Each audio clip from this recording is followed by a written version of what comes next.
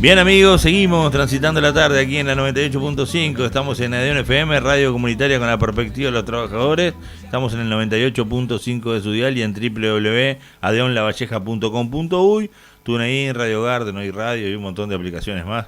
En los buscadores de radio, se metan ahí, ponen Adeon FM 98.5 y salimos por internet a todo trapo. Podría ser la mejor forma de decirlo. Mandamos un saludo a Felipe de los Santos que estaba trabajando, iba a conversar con nosotros en una pausita del trabajo, pero tenía mucho trabajo y vamos a estar conversando el viernes con él por acá. Ya les cuento que tengo en el estudio a Franco García, que vamos a estar en la columna de hoy, esa columna quincenal que estamos llevando adelante. Faltan las palabras, hoy vamos a hablar de la guerra. Y escuchamos al cuarteto de No, ya no sé qué hacer conmigo, y yo no sé si la guerra comienza cuando alguien dice, ya no sé qué hacer y voy a hacer la guerra, o alguien que planifica voy a hacer la guerra, pero recién le había hecho en una en clave de humor, como la única forma que sé expresarme, así los oyentes de esta columna dicen, ¿cuándo va a ser la columna? ¿Cuándo va a hablar de humor? Y ahí me cumple el deseo. Esa cuestión, ¿no? De cómo se dan el contexto internacional las guerras, por ejemplo, y muy bien en clave de humor le decía, ahora tenemos el conflicto de Rusia y Ucrania, ¿no? La OTAN diciéndole a Ucrania que tiene el apoyo de otro, pero donde conteste lo retan, lo tratan como un niño y lo llevan y le dicen lo que... Rusia, que muy firme con lo que está haciendo, sacando pecho por Burizote grande, ese musculoso que empezó el gimnasio hace poco o hace mucho y está ahí, y tiene a China, que es el hermano mayor, mirando, no dice nada, pero los mira y deja que se peguen, y Corea del Sur, patea la cabeza, querés bomba, querés cohete, querés...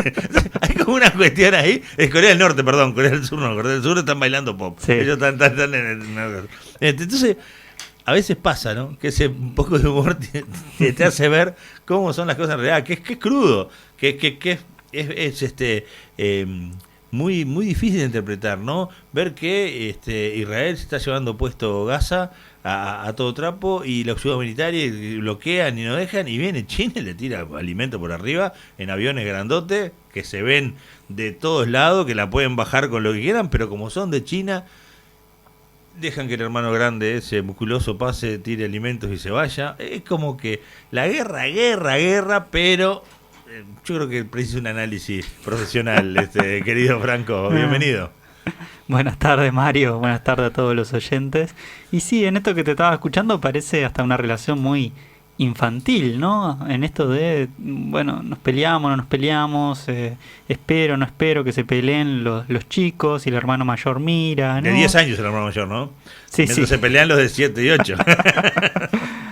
Pero justamente si hay algo que lamentablemente es familiar, creo yo, hasta podría decir para casi todas las generaciones, ha sido la guerra, sí, o los conflictos armados. Sin duda. ¿No? Porque muchos referencian o piensan que, bueno, la Segunda Guerra Mundial quedó muy atrás, lo cual en tiempo histórico no está tan atrás, pero tampoco tan atrás los conflictos armados, ¿no? Una y otra vez se inician en diferentes puntos del planeta, del mundo, diferentes conflictos que de alguna forma u otra terminan en un enfrentamiento armado. Así que debo decir que hoy vamos a hablar de la guerra. No vine armado. No, por suerte, ¿no? Porque podía perfectamente traer un rifle de asalto ruso o una M60 como la que usó Rambo americana, ¿no? No armado en ese sentido, pero sí armado con bastante material, ¿no? Un poco. Acá las armas son las palabras. Porque los proveedores de guerra están al día, los llama y le mandan el contenedor a la carrera. Sí, es fácil. Capaz que si pide a Temu unos joyeritos no llegan tan rápido como las armas para armar una guerra. Bueno, justamente hoy creo que vamos a intentar trazar una serie de preguntas que pueden ser las siguientes. ¿Por qué la guerra? ¿Y hay algún camino para evitar estos conflictos? ¿Es posible un mundo sin guerras? Algunas de estas interrogantes vamos a intentar, pensar en el día de hoy, y para ello pasaremos por varios textos, sobre todo de Freud, alguno de Lacan, y pondremos algunos ejemplos y un poco iremos inventando en el camino, seguro. Y sobre todo, quizás un ejemplo que ha cambiado un poco la naturaleza de la guerra, justamente fue un invento, estamos hablando de 1944, con 1944-45, que fue la bomba atómica, ¿no? Este artefacto tecnológico súper avanzado que requirió años de estudio y perfeccionamiento y puso a muchísimos científicos a trabajar para lanzar la bomba a otros seres humanos y para destruir, digamos, bueno, prácticamente las ciudades de Nagasaki y Hiroshima, si no me equivoco. Así que, bueno, un poco de esto vamos a intentar hablar hoy.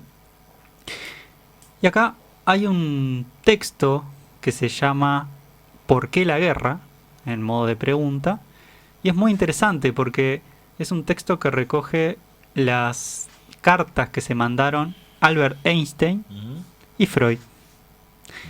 Albert Einstein, por allá, por 1930, en la Liga de las Naciones, que sería lo que ahora es ONU, invita a una serie de intelectuales a pensar por qué nos matamos entre todos, ¿no? ¿Qué pasa con la guerra? Había terminado la Primera Guerra Mundial. Y la Liga de las Naciones tenía como el objetivo de prevenir prevenir los conflictos armados. Claramente a los años no le fue muy bien. Luego arranca la segunda.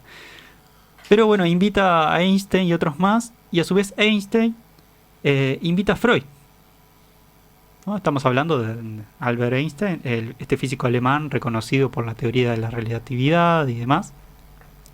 E invita a Freud en un intercambio epistolar de cartas.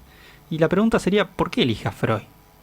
Buscó entre los gurises del barrio. Sí, buscó, seguro que buscó entre algunos, ¿no? Sí. Y es que podríamos pensar, ¿no?, que Einstein se encuentra en que existe un cálculo que escapa un poco a su dominio y a sus formulaciones sobre la naturaleza física del mundo, y es el cálculo de las pasiones humanas. Un mundo tan complejo como sutil, también de lo humano, ¿no? Entonces, en esta carta que envía Freud, este físico inicia de la siguiente manera. Y inicia con la siguiente pregunta. ¿Hay algún camino para evitar a la humanidad los estragos de la guerra?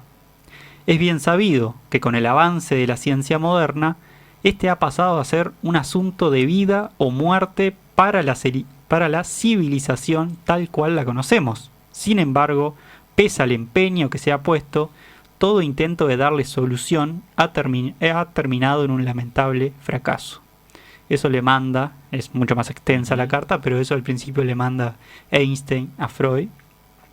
Y la respuesta de Freud, digamos que desarrolla de manera breve, pero precisa, algo que considera como una cuestión esencial en el ser humano, que es una violencia innata, ¿no?, o una agresividad innata en el ser humano.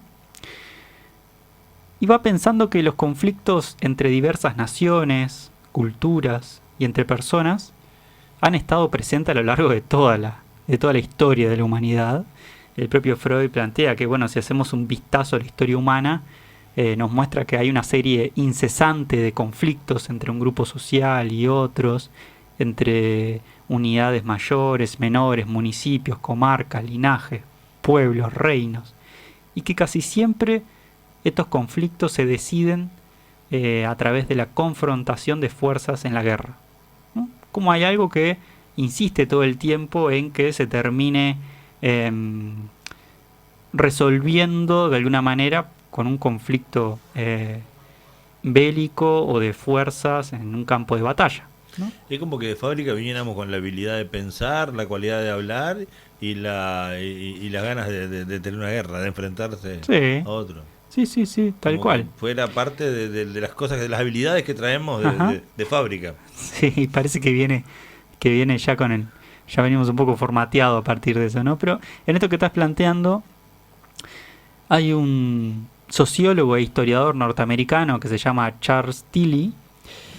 Esta referencia se la agradezco, paréntesis, a Roberto Bonilla, que vio de qué trataba la columna para este miércoles y me pasó esta referencia.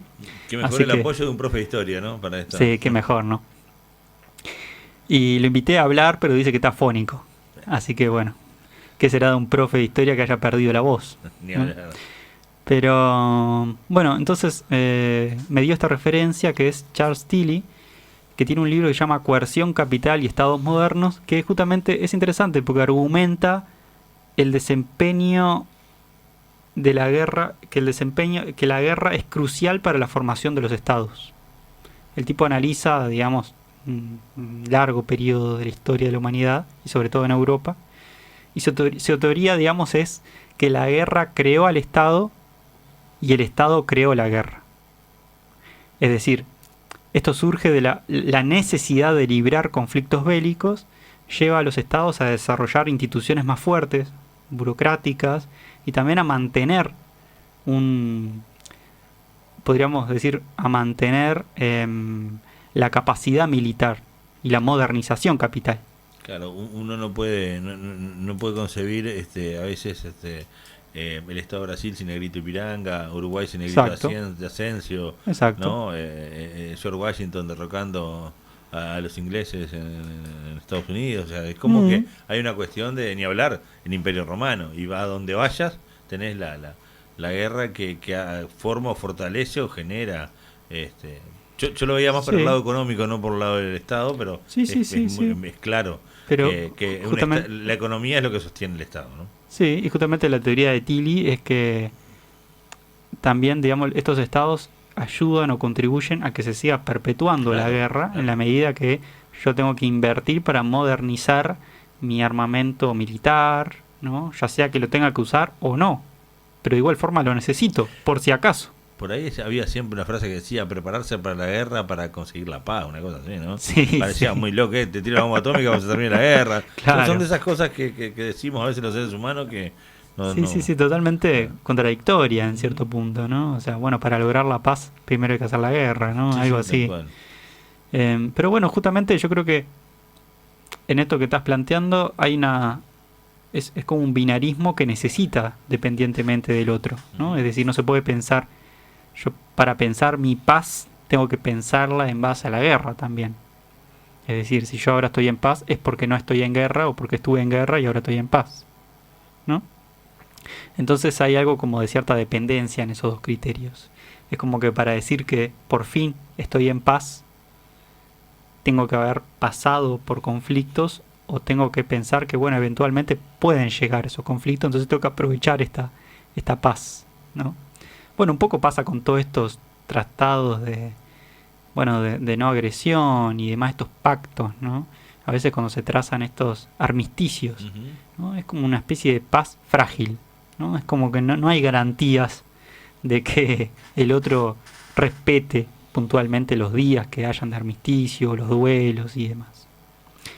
Entonces, bueno, continuando un poco más, bueno, podríamos pensar la frase o el mandamiento aquel que pensamos la vez pasada, del no matarás, ¿no? Es decir, esto ya habla que nuestra historia es una historia sangrienta, ¿no? Como planteabas hoy, el grito de Asensio, ¿no? O sea, siempre cuando marcamos, bueno, si planteamos la independencia también, bueno, es, ¿no?, el desembarco de los 33 y luego fue una sucesión de como dice un historiador, sangre, barro y sables. O sea, así se hizo la historia y un poco así la pensamos también, sí, ¿no? de esa manera, tal cual. Entonces, justamente este imperativo de no matarás es la certeza de que derivamos de generaciones que se han matado una a las otras, ¿no?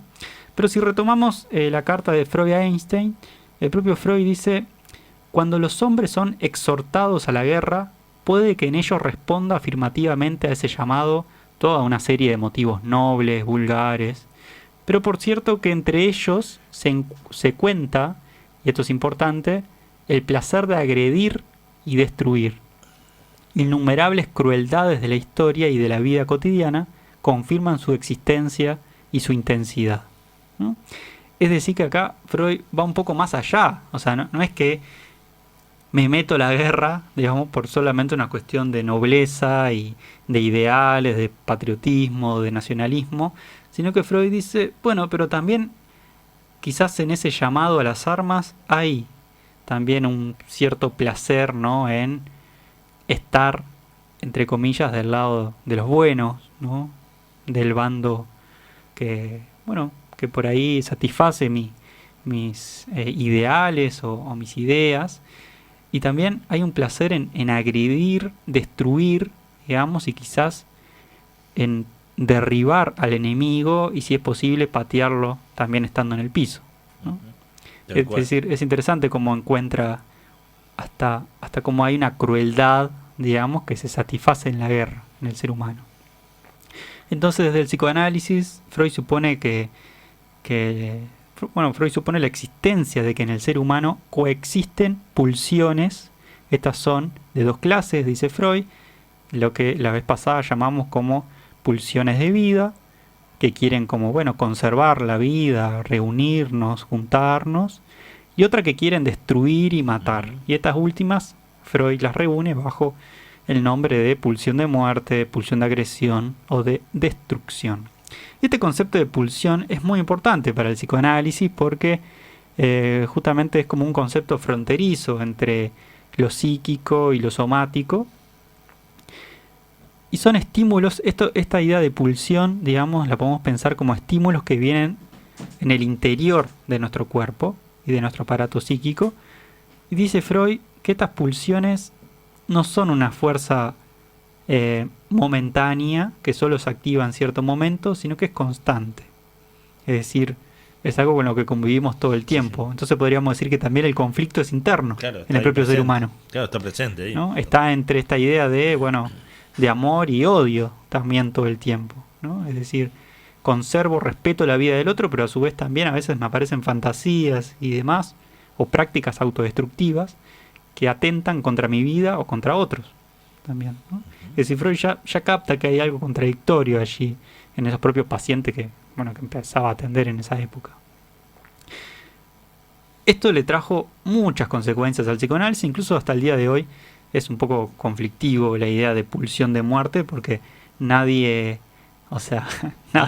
es como que rompe un poco el ideal del ser humano bueno, sí, claro, pacífico, sí.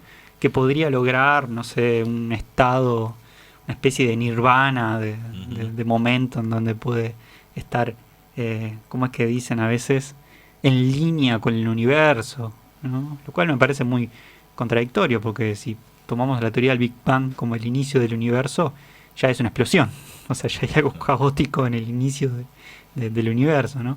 Entonces, no sé si estar en línea con el universo es justamente ser caótico. O re hippie. No, sí. Entonces, lo interesante es que Freud tiene muchos textos sobre la guerra, sobre todo sobre la Primera Guerra Mundial, porque fue la que más vio. Y también él, con su condición de judío, en realidad, también en plena Europa, fue testigo, digamos, de mucho racismo, de muchos conflictos también hacia la propia tradición judío y a sus pares, ¿verdad? Incluso a su padre. Hay varios relatos del padre. Él recuerda uno que va con su padre, el muy chico, con su padre, y pasan otras personas y le tiran el sombrero al padre, se lo tiran a la calle y le dice algo así como, los judíos van por la calle, ¿viste? No por las veredas. Claro. ¿No? Esto se lo cuenta el padre a Freud chico. Y Freud le dice, ¿y qué hiciste, papá? Y el padre le dice, nada, levanté el sombrero y seguí, ¿no? O sea, le rompe un poco la idea de un padre fuerte, poderoso, ¿no? Un ideal de padre, digamos, sí. Como superhéroe, un poco como lo vemos, un poco como somos chicos, ¿no? Entonces, incluso algunos dicen, toda la teoría de Freud es como para tratar de subsanar un poco esa herida de haber visto ese padre caído, ¿no? Esas son como cuestiones que se arman después a partir de ese relato que da Freud de su padre, ¿no? Claro. Que por la condición judía, podríamos decir, le relata esta pequeña historia, ¿no? Entonces, Freud convive un poco con la Primera Guerra Mundial. Entonces vemos, y hay varios textos que él plantea un término que me parece interesante, que es la desilusión, ¿no? Vemos cómo esta tendencia del ser humano a la violencia, a la agresividad, ya es postulada por el propio Freud en varios textos, Pero hay en uno que se llama De Guerra y Muerte, que es un texto de 1915. Estamos hablando en plena guerra, Primera Guerra Mundial. Entonces él refiere a la desilusión que le provoca el comienzo de la Primera Guerra Mundial, ¿no? Este término es muy interesante porque surge justamente de las esperanzas que tenía Freud, ¿no? ¿Esperanzas en qué? En que la educación, en que un cierto nivel cultural, ¿no? y de educación logrado por la humanidad haría que, bueno, por lo menos no nos reventáramos los unos a los otros en un combate armado, claro, ¿no? Lo cual Freud realmente estaba convencido de que este nivel cultural iba a prevenir y evitar cualquier tipo de conflicto armado. Claramente él erró. Sí, claramente se equivocó. Y él plantea en este texto que la guerra, en la que no quisimos creer, ha estallado ahora y trajo consigo la desilusión. No solo es más sangrienta y devastadora que cualquiera de las guerras anteriores, y ello a causa de los poderosos y perfeccionadas armas ofensivas y defensivas, sino que por lo menos tan cruel, tan encarnizada y tan inmisericordia como ellas. Es decir, no solo desilusiona la decisión de estas naciones en optar por un conflicto armado, sino que también viene acompañado de una gran crueldad, ¿no? El propio Freud plantea que, bueno, esta crueldad arrasa todo cuanto se interpone a su paso, con una especie de furia ciega. Como si tras ella, dice Freud, no hubiera un porvenir ni paz alguna entre los hombres, ¿no? Es decir, el nivel de estar encarnizado con los otros, ¿no? Ese nivel de estar convencido de matar y aniquilar a los otros es algo que, bueno, sorprende y desilusiona al propio Freud. Sí, aparte de la Primera Guerra Mundial, yo ahora puse un poquitito sobre el fin de la guerra, porque una de las cosas que aparte de los 9 millones de soldados y 7 millones de civiles que perdieron la vida y combatientes, y 6 millones de personas fueron víctimas del hambre y las enfermedades, se dieron cuenta en un momento que la realidad era más poderosa que las armas, porque las enfermedades, y uno ve las imágenes de las trincheras de la Primera Guerra Mundial, sí, y son aterradoras, ¿no? Esa cuestión de ese barrial, esa es como una cuestión, es una pasadita por el infierno, por lo menos. Sí, sí, entonces, cuando uno mira que hay un tercio de muertos por la guerra, otro tercio de muertos por estar en el camino, ¿no? de la guerra, y otro tercio por las enfermedades, es como que al final las armas o esa necesidad de ir a la guerra se vio hasta encontró pares, ¿no? Encontró situaciones que decir, fenómeno.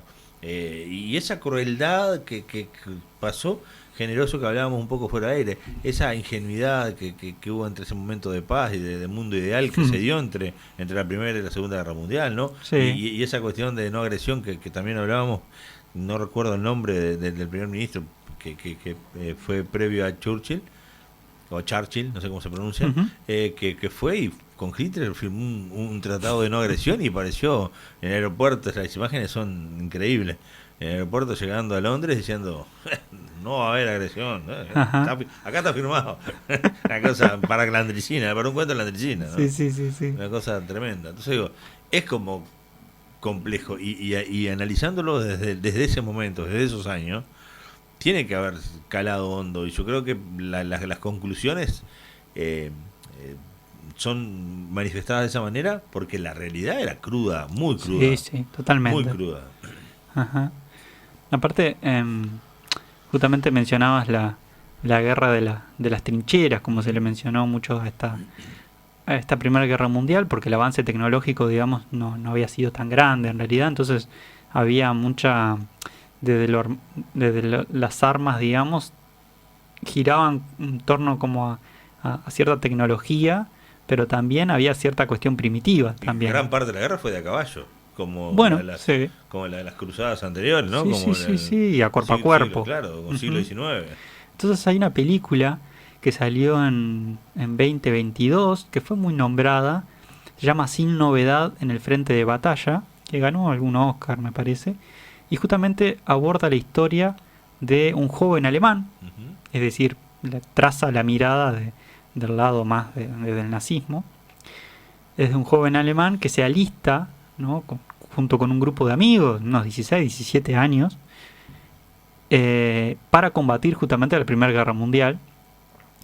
Y al principio de la película es todo el armado, digamos, el listado, ¿no? Cómo se prepara desde el entusiasmo, del patriotismo, desde el convencimiento de, mira, voy a ser hombre, ¿no? Voy a combatir, voy a estar en este hecho histórico que es esta guerra, ¿no? Voy a combatir por mi nación y demás.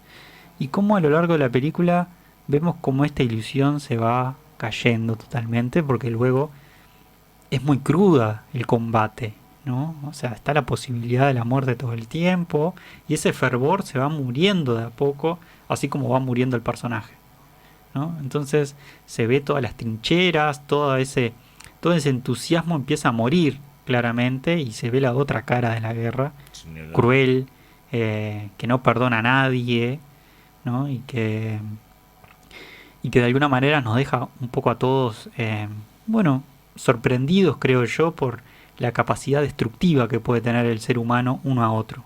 Que supera altamente esa cuestión interna que hablabas hace un rato, ¿no? De que tenemos un clic que nos pone agresivo, pero cuando en la realidad es tan cruel, yo calculo que le apaga el clic Sí. al más guapito. Sí, sí, justamente me parece que esta película acierta en ese momento, ¿no? En ese momento de arrancar, porque muchas películas, hay toda una línea crítica que dice, bueno, toda película bélica es una especie de apología a la guerra. Sí, sí. ¿No? En algún punto, bueno, se puede pensar, pero esta justamente da vuelta un poco eso. Hay muchas películas que también intentan trazar ese fervor del principio y cómo se muere a lo largo de la película, o el sinsentido de las guerras a veces, ¿no? Cuando a veces marcan algunos puntos que decís, los propios personajes dicen, che, estamos acá, pero ¿por qué estamos acá?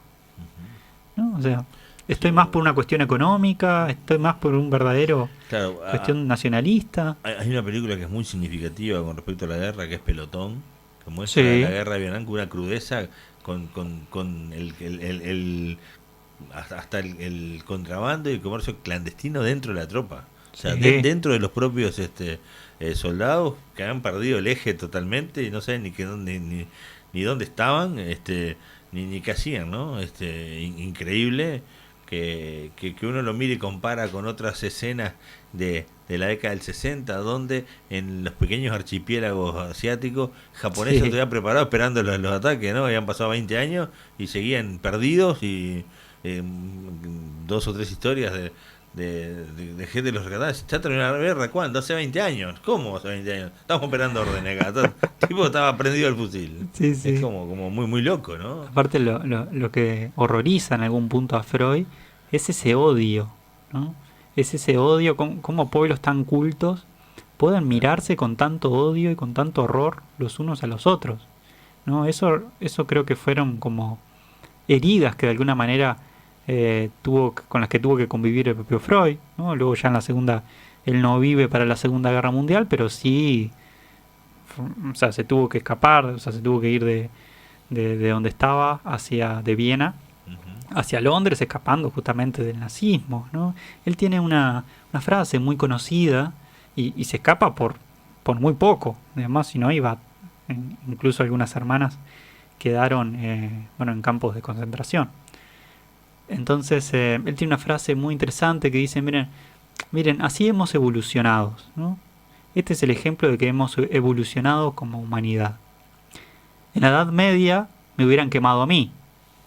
Ahora quemaron mis libros, ¿no? Así es como estos son los progresos humanos, ¿no? O sea, siempre una quema de por medio, ¿no? Ahí sí, ni hablar, la quema de libros es creo que un clásico de la guerra, o por lo menos de los regímenes, ¿no?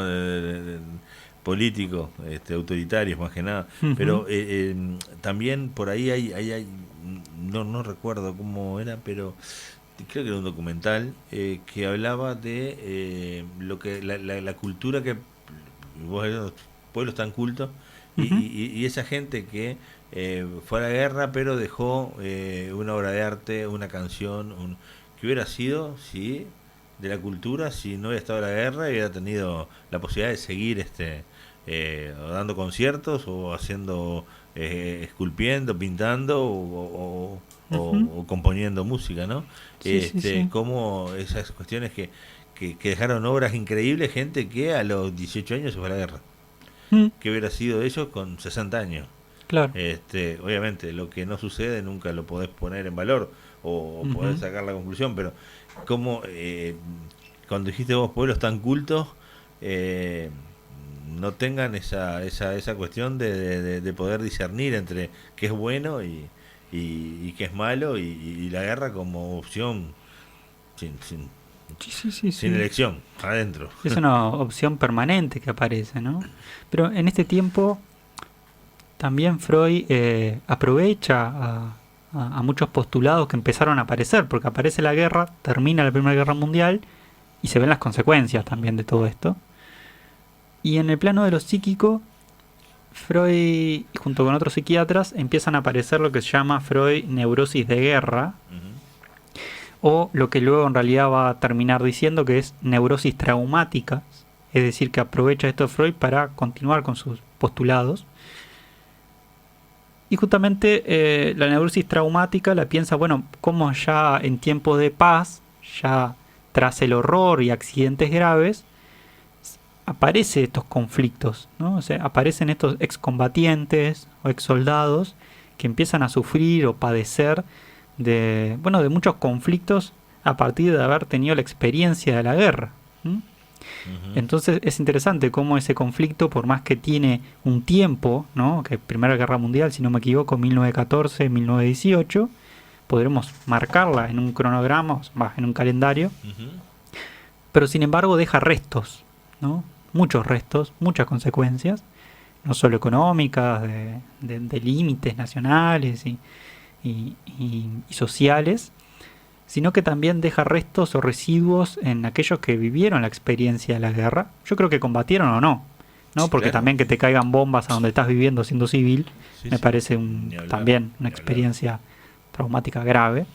Entonces, Freud, una de las principales vías donde empiezan a aparecer estos traumas es a partir de los sueños, ¿no? Ve como en estos pacientes hay sueños que se repiten y reconducen al soñante una y otra vez a la situación del accidente. Ujú. Es decir, en la cual se despierta con bueno, es una especie de pesadilla, ¿no? En donde siempre se ubica a veces en las trincheras, ¿no? O sea, con el arma en las manos o siendo apuntado por otro, ¿no? O sea, como siempre ahí el aparato del inconsciente también sigue insistiendo, ¿no? A partir de, bueno, de todas estas experiencias traumáticas. Pero podríamos decir que luego en otro texto, digamos que la guerra confirma los postulados de Freud. Porque él le manda una carta a un psiquiatra holandés en donde el propio Freud refiere que el comienzo de la Primera Guerra Mundial no hace más que comprobar dos de las principales tesis que sostiene el psicoanálisis. Una de ellas es que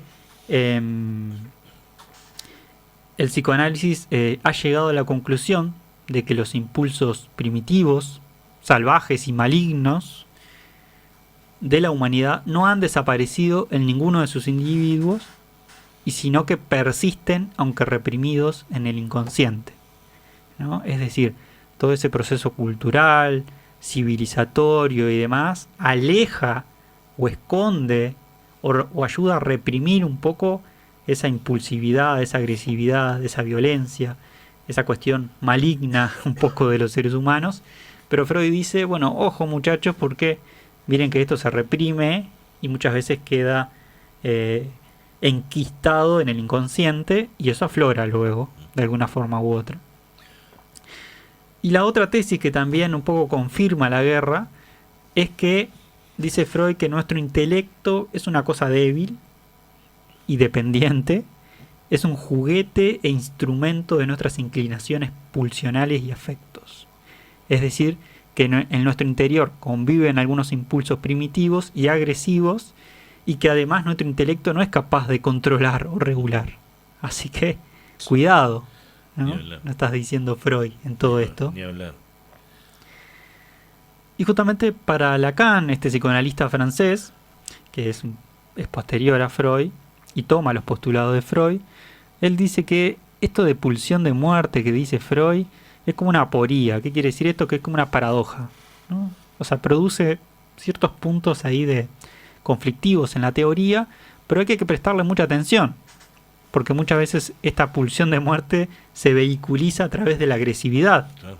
¿no? Y que forma parte de nuestra economía psíquica, ¿no? Es decir, está en todos nosotros, de alguna manera u otra. Es más, él pone un ejemplo en un texto que se llama La agresividad en psicoanálisis, de 1948, en donde él dice, y esto es muy interesante, que esta agresividad se puede apreciar tempranamente al escuchar lo siguiente. Esas fabulaciones y en los juegos de los niños, Ajá. aislados o entre ellos, entre 2 y 5 años, esto de arrancarle la cabeza a los juguetes, abrirle los vientres, ¿no? Son temas como espontáneos de su imaginación, que la experiencia, dice Lacan, que la experiencia de la muñeca despanzarruzada no hace más que colmar.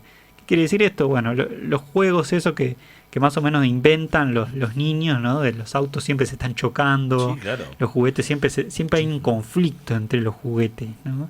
Siempre se están peleando, uno le saca la cabeza al otro, ¿no? Y el niño, más allá que es una fabulación, es una imaginación, pero ya Lacan dice, bueno, ya hay algo allí, ¿no? Como un niño de 2, 3, 4 años ya puede fabular, ya puede imaginar una pelea, un combate, ¿no? Que uno le saque la cabeza al otro, que le saque un brazo, ¿no? Y que los autos choquen, ¿no? Es como que ya convive y de alguna manera y ya pone a flote su imaginación o sus fantasías de tinte agresivo. Sí, sí. Aparte, como yo recuerdo un sobrino de un conocido que había ido, lo habían llevado al autódromo del Pinar por primera vez y llegó y le preguntaron, pues yo estaba en esa reunión, ¿y cómo estuvo? Y dice, no chocó ninguno. O sea, no disfrutó la carrera porque no había habido un choque. Él quería ver en vivo un auto chocando. Sí, ¿No? sí, bueno, también pienso, ¿no? Bueno, alguien que esté viendo algún partido, por ejemplo de fútbol, y diga, che, esto lo entretenido que pueda pasar es que se empiecen a pegar, Sí, ¿no? O tal sea, cual. lo más Que te divertido, pueda sacar de este partido puede ser que se empiecen a las piñas, Claro, ¿no? sí. Muchas veces se espera eso. Ni hablar. Ni que hablar que hay algo de... Bueno, cuando por lo menos lo he escuchado, ¿no? Bueno, esto es el fútbol del interior, ¿no? Cuando se ocurre un hecho de corridas, de violencia. Acá sí, en Uruguay hubo mucho de debate en los últimos meses porque, claro, las noticias que llegaban a la televisión nacional era porque le habían pegado a uno, habían pegado a otro, entonces no había un gol de olímpico en el fútbol interior. Ajá. Eso también porque estamos predispuestos a difundir, creo yo. Sí. ¿No? Pero, por eso este nene siempre me dejó, no me olvido más. No chocó ninguno. O sea, no vi se perdió lo más importante para él, que era poder ver un choque en vivo, porque lo había visto en la tele, había visto, ¿no? Pero nunca había visto un auto dar vueltas en sí mismo. Aparte es interesante como el fenómeno, digamos, de masa, podríamos decir, nos arrastra a todo y a poder quizás vos en tu vida diaria capaz que no matás ni una mosca, No, claro. ¿no? Y sin embargo he tenido muchos comentarios, ¿no? Que me han comentado de, no sé, estaba en la cancha y fulano que es buenísimo, que yo qué sé, que es un buen tipo, ¿no? Que no mata a nadie, o sea, no le puede pegar a nadie. Sin embargo, en el calor, digamos, ahí de la tribuna, de los insultos, de lo que pasa en una cancha, trepó el alambrado y le pegó una patada a uno. O sea, le tiró una patada al juez, no sé, algo así era. ¿No? Y vos decís, claro, había como un desconocimiento también, ¿no? Es un poco cuando vas, bueno, no he ido mucho, la verdad, a un estadio, pero cuando escuchás todo eso, ¿no? Los cánticos y demás, siempre van dirigidos a un otro que también hay un tinte de enemigo, ¿no? Es decir, al otro hay que destruirlo, al otro hay que matarlo, ¿no? Hay que agredirlo. Hay como una cultura ahí de la agresividad Sí. en los deportes, y nosotros el más popular es el fútbol, al punto de que creo que va por el lado de lo que hablábamos hoy, ¿no? cómo se presenta un cuadro, y se presenta con el delantero más agresivo para llegar al arco rival, donde puede quebrar la valla y con sus pases en puñalada Sí. dar el knockout al resultado final. Ajá. Pucha, el tipo ese va a matar a todos, no va a jugar al fútbol. No gasten en pelota. Si el Es tipo, que ¿no? es Entonces interesantísimo el relato, la presentación, y arranca el partido, y el relato hay con violento golpe Bueno. el ángulo y no le pone. Y además se celebra ir con la pierna dura o con la Sí, pierna claro. fuerte, ¿no? Es decir, ¿cómo hay Sí, algo que se festeja a partir de eso? y las expresiones de los relatos que por ahí son inocuos para el oído, porque estamos acostumbrados, Mm. pero hablan en esta batalla, ¿no? O le ganó la batalla al golero al delantero, Ujú. o yo qué sé, en fin, Sí. siempre bélico, muy bélico es El propio Dolina, ¿no? En una entrevista, Alejandro Dolina, sí, un fenómeno. este fenómeno, planteaba justamente la hipocresía de lo que piden la no violencia en el fútbol, ¿no? Sí, claro. Es decir, aquellos periodistas o toda la gente que rodea, digamos, a este deporte, que hace, ¿no? Y cuando se da una contienda física violenta, gastan páginas y páginas editoriales hablando de qué mal la violencia en el fútbol, qué mal que estamos como sociedad, qué nos pasa, hay que repudiar estos eventos, cómo no se termina. Y al siguiente es un clásico, entonces dicen, esta es una contienda, ¿no? Va a ser un campo de batalla, Sí, sí. ¿no? Porque ellos juegan a vida o muerte y hay que dejar la vida por estos colores, ¿no? También como en el discurso obviamente del hincha también aparece eso, Sí, claro. pero como también en la discursividad que presenta un partido de fútbol a veces aparece en esto, ¿no? Esto de estos van a dejar la vida o la muerte, estos jugadores van a dejar la vida o la muerte, ¿no? Porque acá nadie quiere perder, ¿no?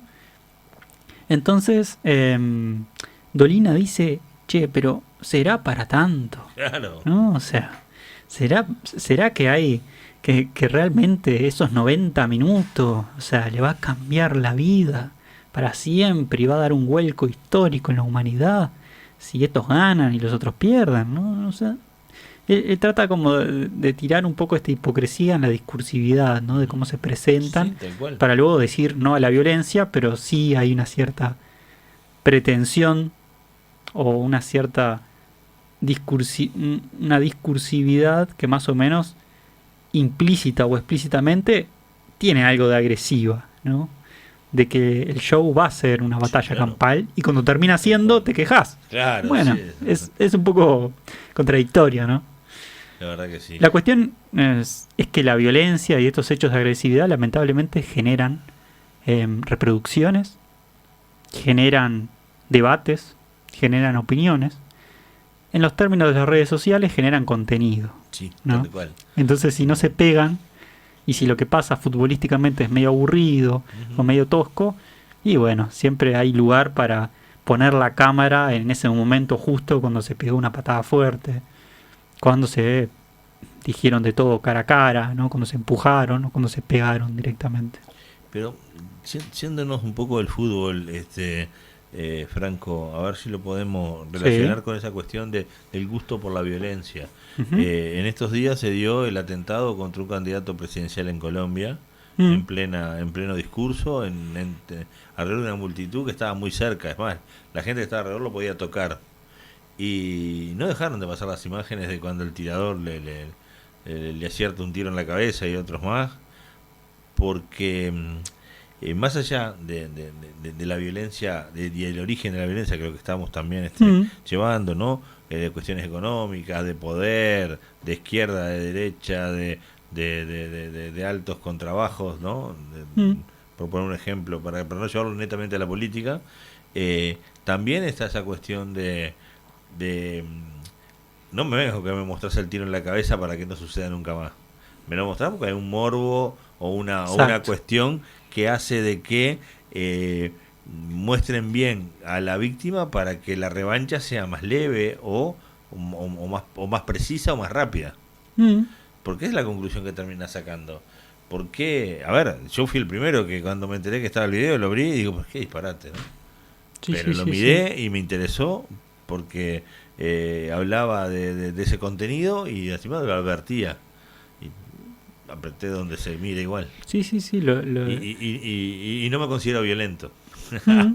Sí, sí, ¿Entendés? sí, pero sin embargo hay algo de ver, Claro, ¿no? Hay, de participar, de tener esa sí, información, sí, sí, de sí. acumular esa información, porque quiera o no, el archivo está en la memoria el tiro a Kennedy, Ujú. ¿no? Y, El y cómo justamente se hace todo el espectáculo a partir de eso. Bueno, no, no extrañaría que saquen una serie de eso, sí, ¿no? claro, Por ejemplo, obviamente, sí, sí, sí, el personaje ¿no? de, ni Así hablar. como ha pasado con, bueno, con la política argentina, un montón de cuestiones, ¿no? Pero, bueno, con el presidente también, el que le dispararon en Estados Unidos. Sí, sí, claro. Entonces, también cómo se arma todo ese circuito y se lo arma porque la violencia vende también, Ni ¿no? hablar. Porque justamente en esto de, ¿por qué la gente... Es un poco esto, ¿no? Quizás sacas una película de tal temática y no mueve mucho, pero sin embargo sacas una de asesinos seriales y convence, Sí, ¿no? O sea, funciona, hay una funcionan cierta... más las series policiales Exacto. de investigación que las de carpinteros, Bueno, creando, sí, creando por los mejores ejemplo. roperos. Y que justamente, eh, cómo hay todo ese fenómeno, ¿no? Que bueno, ni que hablar en Estados Unidos, que con los asesinos en serie son una especie de rockstar, Sí, ¿no? claro. Es decir, es porque, bueno, ahí Lacan diría, bueno, lo que el neurótico fantasea, el perverso lo lleva a cabo. Claro, Es decir, tal el cual. neurótico, digamos, fantasea, tiene sueños quizás de destrucción, de violentar a los otros, pero si lo va a llevar a cabo, no, tira para atrás, ¿viste? Se inhibe. Pero el perverso que es de verdad perverso, o sea, cumple con eso, ¿no? Entonces, como las otras personas también fantasean un poco o tienen esa satisfacción en ver, en Claro, tratar de entender, sí, y sí, quizás hasta fantasean con la posibilidad de hacerle eso a otra persona, pero que después nunca lo va a hacer, ni hablar. ¿no? Como también hay una cuestión en eso. O no, o juramos que no es nuestro, no es lo nuestro, pero cuando está el botoncito Ah, imágenes dedicadas que ver, y apretás a ver. sí, sí, sí. Hay Y no, varios que... no sé desde la razón qué es lo que provoca que lo hagamos. Ujú. Pero, a ver, no hay video no hay advertencia de lo que sea que no termines viendo, aunque lo cortes porque no lo soportes, Mm, pero lo ves. sí, pero lo ves. Entonces, hay varios experimentos que... Hay dos muy famosos que se hicieron en Estados Unidos,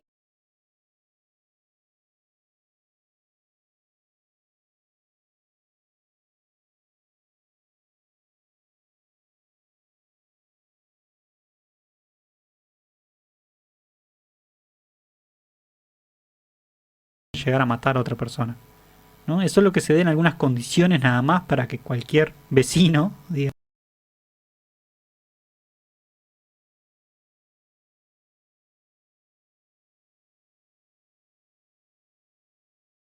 otros totalmente trágica muchas veces, ¿no? Es decir, bueno, cuidado como a veces algunos disparadores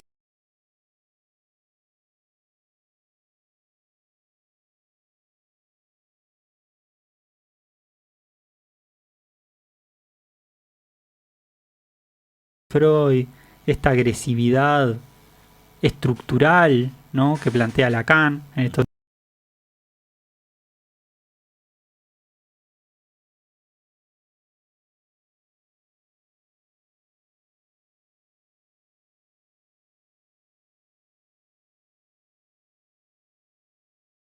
muerte, No fue tan positivo. nos da una especie de respuesta, quizás no es la que todas quieren No escuchar. es esperanzadora, para nada. Pero ya en 1915 Freud decía en realidad, muchachos y muchachas, no hay desarraigo alguno de la maldad.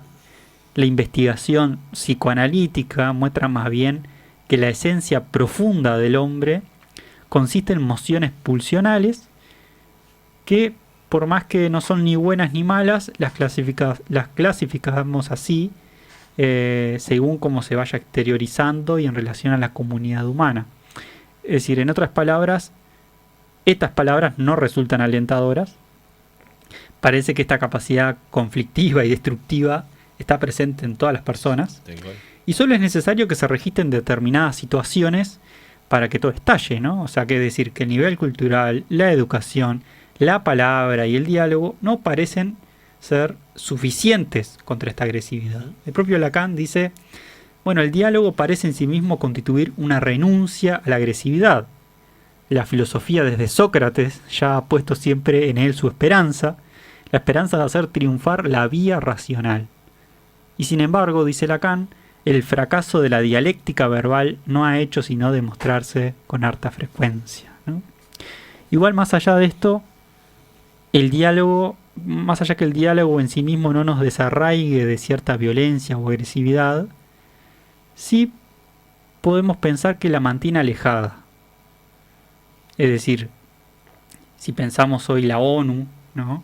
La ONU es un poco el intento de meter lo simbólico allí, ¿no? De que las naciones justamente hablen, dialoguen, lleguen a acuerdos. Y cuando la ONU fracasa, cuando lo simbólico fracasa, aparece lo imaginario, que es esto del yo al yo, ¿no? Es decir, de los buenos y los malos, los aliados y los enemigos, ¿no? Los nobles y los usurpadores, ¿no? Hay una película que es la primera película histórica en Uruguay, que es sobre justamente el juramento de los 33 orientales. Es una película de 1953, muy primitiva, es un cine muy primitivo en esa época, y que es interesantísima porque es de manual de escuela, ¿no? Ajá, entonces, estaba hecho para texto escolar. Sí, entonces imagínate el tono, hay una narración ahí increíble que dice, y ahí van los caballeros de la libertad, ¿no? En contra de los del imperio, que son los usurpadores, ¿no? Los enemigos. Entonces toda la película está con este discurso, ¿no? Los buenos, está clarísimo quiénes son los buenos, y está clarísimo quiénes son los enemigos, ¿no? Entonces cómo aparece todo el valor heroico, patriota, todo el fervor patriótico con el cual se venden a estos caballeros de la libertad. Eso me parece increíble, ese término. En un momento dice los inmortales 33, lo cual estaba muy en la alteza, estaba muy arriba estaba el narrador. Entonces, Juan Antonio Highlander era el que lo... Ni que hablar cuando hacen un primer plano de la carita de la Valleja, ¿no? Cuando dice, bueno, este es elegido, es uno entre miles. ¿Eso está disponible? Porque está en YouTube. Está en YouTube. Hay que buscarlo. Es Los 33 Orientales, película de Melino, que es el director y productor también, y a su vez eligió... La Valleja, hizo de la Valleja. Hizo de la Valleja, exactamente. sí, eligió el mejor papel. Sí, me imaginé. Y bueno, entonces, justamente cuando la palabra dimite un poco, lo imaginario estalla en esto, ¿no? De enemigo, aliados, el bien, el mal, los buenos y los malos. Y en esta manera, un poco hasta premonitoria, ahora vamos a ver por qué, el propio Freud dice que la guerra en su forma actual ya no da oportunidad ninguna para cumplir ese viejo ideal heroico, debido al perfeccionamiento justamente de los medios de destrucción, ¿no? Es decir, una guerra significaría el exterminio de uno de los contendientes o de ambos, ¿no? Es decir, ya no, debido al avance de la tecnología, ya no podemos decir que vamos a eliminar solamente al otro enemigo, ¿no? Sino que quizás hasta nos podemos destruir también todos. Y esto claramente es muy premonitorio porque vendría luego con la Segunda Guerra Mundial y este artefacto que es uno de los grandes avances de la humanidad, por lo menos en un plano científico, técnico, claro, que es la bomba atómica, ¿no? Esta bomba atómica modifica la naturaleza de la guerra, debido a que su gran capacidad destructiva y terribles consecuencias de la radiación también en el territorio que deja, afecta a la vida humana. Sin duda. Es decir, no solo el impacto y lo que mate allí, sino también los años de los años, donde esa radiación también no permita justamente que la vida se pueda concretar en ese espacio, ¿no? Entonces, Mire qué curioso, qué curiosa capacidad tiene a partir de la guerra, bueno, a partir de las bombas atómicas, ¿no? Ahora nosotros tenemos la capacidad de autodestruirnos, Sí, sí, claro. ¿no? Tenemos la herramienta adecuada para que esto desaparezca. Es increíble. El propio Robert Oppenheimer, en su biografía, una de sus principales biografías, que fue el creador, un poco la cabeza, un poco de esta bomba atómica, él dice: para mí es evidente que las guerras han cambiado. Me resulta evidente que si estas primeras bombas, la que arrojó sobre Nagasaki, pueden destruir 25 kilómetros cuadrados, entonces estamos ante algo muy serio. Sí, sí. ¿No? O sea, el propio que creó la bomba atómica después se dio cuenta Que era un disparate de violenta. que había creado algo que se le iba de las manos. A su vez él tenía una especie de convicción hasta tonta, te diría, hasta infantil, Sí, que él pensaba que, bueno, si logramos tirar esta bomba atómica, terminamos la guerra, nos ahorramos un montón de muertos, sí, claro. y que luego las naciones iban a hacer un buen uso de este artefacto. Es decir, iban a ver toda esta capacidad destructiva y no iba a haber más guerra en este mundo. Lo cual era un genio Oppenheimer, pero me parece que pecó un poco de cierta inocencia. Un ingenuo, claro. Pecó de cierta inocencia, ¿no? Porque en realidad terminó el proyecto Álamo, de los Álamos, fue el proyecto Manhattan en realidad, en los Álamos, que fue donde tiraron las bombas, las primeras pruebas y demás. Y claro, una vez que fue el éxito, entre comillas, de esta bomba, después vino la Guerra Fría. Entonces le dijeron: che, Oppenheimer, vas a tener que seguir este plan, Sí, claro. ¿no? Entonces él tiró para atrás, empezó a arrepentir ahí, ¿no? Entonces,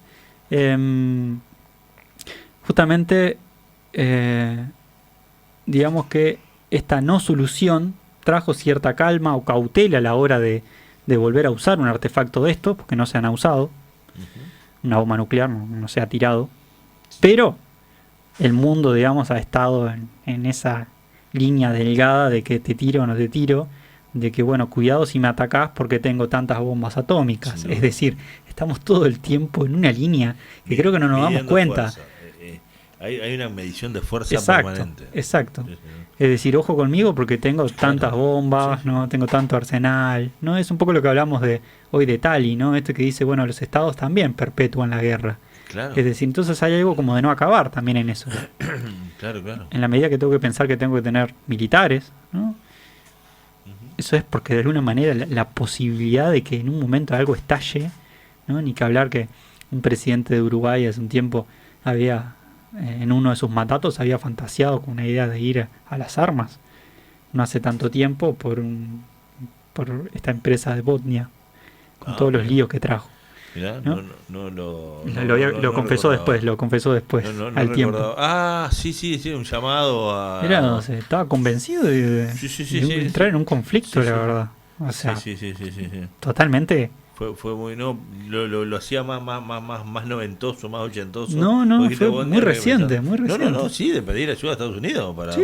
por el tema del corte de los puentes. ¿no? Exacto. Ni hablar. Exacto. Que fue muy... Lo dijo después como algo Lo dijo mucho pasajero, después, muy pasajero. pero si lo hubiera dicho en ese momento hubiera sido... Hubiera sido. No, una locura. Hubiera sido, sí, Una exactamente. locura. Entonces, digamos que Freud, un poco, para tirar un poco de optimismo, por lo menos, ¿no?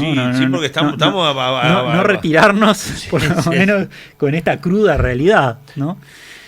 Entonces el propio Freud dice, bueno, no ofrece ninguna perspectiva pretender el desarraigo de las inclinaciones agresivas, pero hay que intentar, digamos, desviarlas. Sí, claro. Por lo menos lo bastante para que no estas expresiones agresivas no se encuentren con la guerra, ¿no? Entonces, intentar que la guerra no sea una opción y ni mucho menos una solución a las diferencias e incongruencias entre los pueblos, ¿no?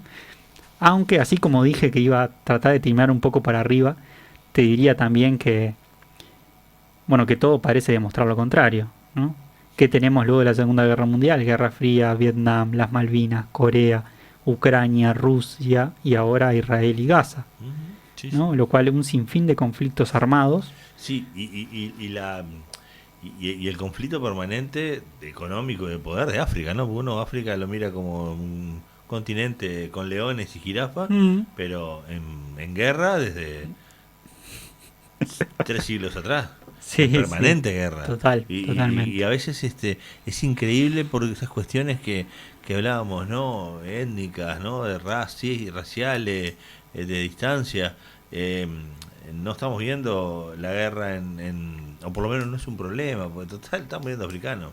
Es Mm, así de terrible. sí, sí, sí. Lo digo suelto cuerpo para poner ejemplo de lo que se ve, pero a ver, si eh, el 0,01% de los disparos que se dan en cualquier zona que hay una ciudad de África se da en París, Londres, Madrid o Roma, es un caos, Mm, ¿no? Pero pasan. La prueba está, tenemos soldados uruguayos hace 4 meses no se pueden salir del Congo porque el lío se desató y están viendo cómo hacer el relevo.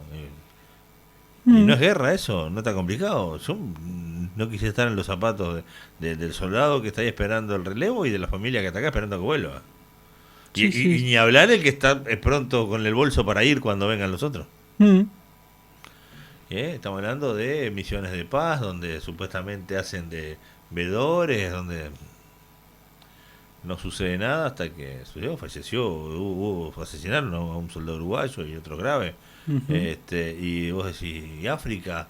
Vemos todo el mundo y África es horrible. Y yo creo que tiene que ver también con el inconsciente de bloquear esas noticias. O sea, vos ves noticias de África y yo creo que uno mira las redes sociales de noticias de África y pasan como algo pintoresco, sí. ¿no? Falta la jirafa, la hiena y el elefante. Es como que de África tenemos esa cuestión de lo salvaje y lo pintoresco. Y es tremendamente complejo el continente. Sin embargo, cualquier otra este, cuestión bélica de cualquier otra parte del mundo nos pone en Ujú. alerta fuertemente. Sí, además es interesante eso, ¿no? Cuando ver, bueno, en África como si fuera una cuestión más primitiva y bueno, pasa ahí porque son ellos. Bueno, primer mundo, Estados Unidos, no para de haber violencia, Pero atentados entre ellos mismos. Entonces, sí, no, digamos, está en todos lados, por ¿viste? eso no es más liviano que en ningún lado, lo que tiene un tema en lo que tiene que ver con la comunicación. Es Mm, como que nosotros está en la cabeza descartar esas cuestiones. Y la gran mayoría de los conflictos a veces tienen que ver con empresas multinacionales financiando guerrilleros para poder, ¿no? A ver, no quiero decir ninguna porque me parece que hablar ujú. sin conocer no es, pero que los productores de café tengan ejército para defender la cosecha, eso es tremendo. Sí, sí, sí, sí. Hablando de café. Es tremendo, incluso. Tenemos la idea del oro y los diamantes, pero Sí, sí, sí, sí. ¿no? Ni que hablar en Colombia, ¿no? Con la FARC y toda esa Ni hablar, cuestión. ni hablar. Han estado desde que, no sé, hace Pero décadas. ir a los 60 y los ejércitos armados alrededor de las plantaciones de banana para Mm, mandar un snack sí, saludable a Estados Unidos, ¿no? Que una banana, ¿no?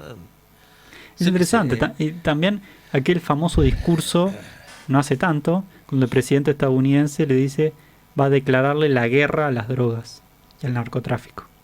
Es decir, le declaró la guerra al narcotráfico y eso potenció luego el consumo de cocaína, por ejemplo, en Estados Unidos. Y bueno, ahí viene Pablo Escobar y todas esas cuestiones, ¿no? Sí, sí, ni hablar. ¿No? Pero es muy interesante todas esas cuestiones. Y el otro día escuchaba un audio de alguien, un reel de Instagram donde decía el gobierno de los Estados Unidos mandando tropas a Colombia, a México, asistiendo para los grandes, para el combate de los grandes narcotraficantes y dice, ¿y quién controla acá? ¿Quién lleva el, el, el- el gramo de cocaína en la nariz del consumidor? ¿Quién recoge el dinero? ¿Quién lo junta y quién lo manda a esos narcotraficantes que están afuera? Dentro de Estados Unidos. ¿Qué se hace? ¿Por Bluetooth? O sea, las grandes organizaciones narcotraficantes de México y Colombia y dentro de Estados Unidos, que se hace todo porque por internet. Es increíble, ¿no? Que Sí, tengan sí, esa sí. mirada de que el problema y combaten afuera y adentro. Mm, Y, ¿no? Cuando llega ese gramo a la nariz, ahí en la punta de una piola. Ujú. Es increíble, ¿no? Sí, pero es curioso, ¿no? Como siempre lo malo lo tiene el otro, o lo Obvio, malo siempre pero está el de afuera. eso es lo que quería decir. O sea, obviamente, si lo ves, es mucho más rico de lo que yo estoy aportando acá. Yo estoy dando lo que puedo recordar Ujú. desde mi mirada, porque uno también le pone su Por impronta, supuesto. ¿no? Cada cosa que comenta. Pero eso es increíble porque dice el ataque. Y dentro de Estados Unidos, ¿quién recoge el dinero? ¿Quién lo embala? ¿Quién lo manda a origen? ¿Quién? ¿No? Porque para Ujú. que llegue esa dosis al consumidor, te- Sí, sí, a ver, sí. Justamente.